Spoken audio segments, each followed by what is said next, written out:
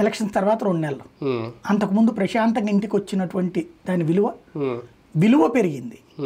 కానీ క్రమంగా అనుమానాలు పెరిగినాయి, అపార్థాలు పెరిగినాయి. ఈ నెలలోనే 67,000 తీసేశారన్నది వైసీపీ ప్రొజెక్ట్ చేస్తుంది. నిజమో కాదో ఎవరు సమాధానం చెప్పట్లేదు. పైగా అవును తీసేస్తాం, అనర్హులు బోల్డ్ అంతమందికి ఇచ్చారు, తీసేస్తాం. ఇప్పుడు ఆ మధ్యన ఒక అమ్మాయి వెంకాయమ్మో ఎవరో తొడగొట్టి సవాల్ చేసింది.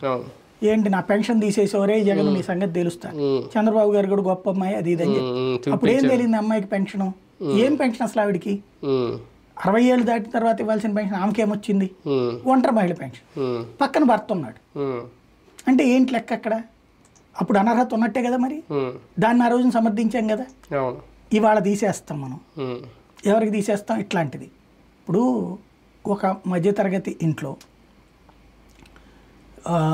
ఇల్లు అద్దెలు ఇచ్చుకుని ఇంటి యజమాని అయి ఉంటుంది ఆవిడ, భర్త చనిపోయి ఉంటాడు. ఆ ఇంట్లో 2 పోర్షన్లు ఉంటాయి. 2 పోర్షన్లు కలిపితే ఒక 10,000 15,000 అద్దె వస్తుంది. ప్రభుత్వం దృష్టిలో ఆవిడ ఒక ₹1 కోటి ప్రాపర్టీ యజమాని. కానీ తన నెలవారీ ఆదాయం 15,000. ఈ పింఛన్ వల్ల ఒక 3,000, అలాగే ఆ రేషన్ వలన ఆవిడ